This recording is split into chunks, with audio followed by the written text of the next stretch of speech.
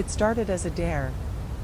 5 college students, Sam, Maya, Jordan, Taylor, and Dana, had a weekend to kill and a reputation to uphold.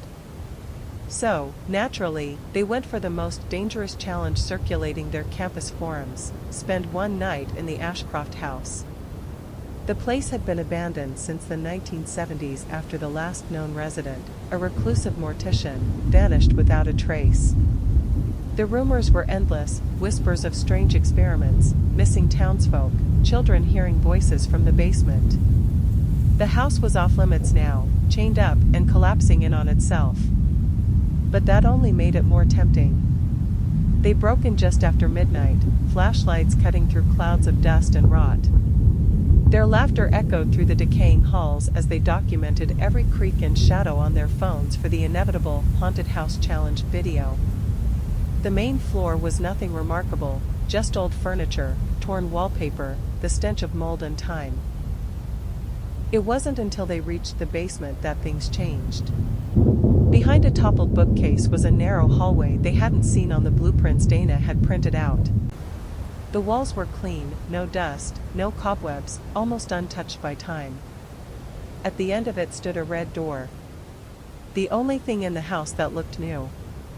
It was a deep, wet red, so glossy it looked like it was still drying. There was no handle. Just an old brass keyhole. "Is this part of the house?" Taylor asked, frowning. "Not on any floor plans," Dana said. She reached for her phone. No service. A single rusty key hung on a nail nearby, as if waiting. Sam, always the fearless one, took it without hesitation and slid it into the keyhole. Click. The door creaked open an inch. Cold air hissed out, clean and sterile, like a hospital room sealed for decades.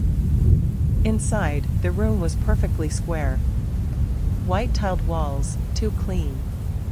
Fluorescent lights buzzed overhead. In the center stood a steel autopsy table with leather restraints still attached. The air smelled of bleach and something metallic beneath it. "This wasn't in the story," Maya muttered. "This isn't right."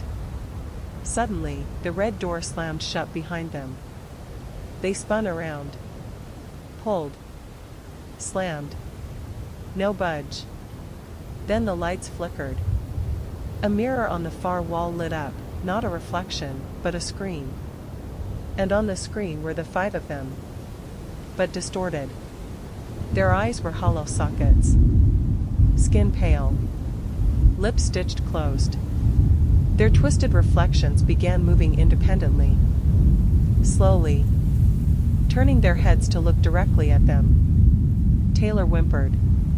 Dana dropped her phone. Jordan stumbled backward, into the autopsy table. In an instant, restraints snapped around his wrists and ankles, tightening. "Guys? Guys?" From the ceiling, mechanical arms descended. Surgical tools gleamed: scalpel, bone saw, rib spreader, buzzing silently. The others screamed, tried to pull him free, but something held them. Their limbs wouldn't move. Their feet felt cemented to the ground. Dana was crying, whispering, "Not real, not real, not real." Jordan's screams were sharp. Then choking. Then gone. The tools rose, blood dripping. The table was empty. No body. Only the faint click of the restraints reopening. Then the red door creaked open again. Sam reached for the key to open it wider, but it was gone. The door was no longer locked, it was inviting. "We need to leave," Taylor said, voice shaking. But Dana turned to them, her face pale, blank-eyed.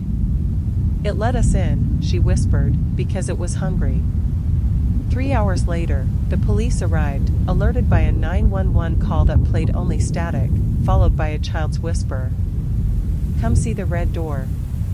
They found no one inside. The house was silent. The basement showed no hallway. No red door. But Dana's phone was still there, camera blinking. The last video shows her staring into the lens. Behind her, the red door slowly opening again. And just before the footage cuts to black, a shadow moves.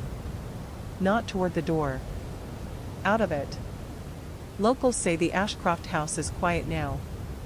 But on rainy nights, people swear the basement windows glow faintly red. And if you ever pass close enough, you might hear a soft whisper in the back of your mind. Just one more,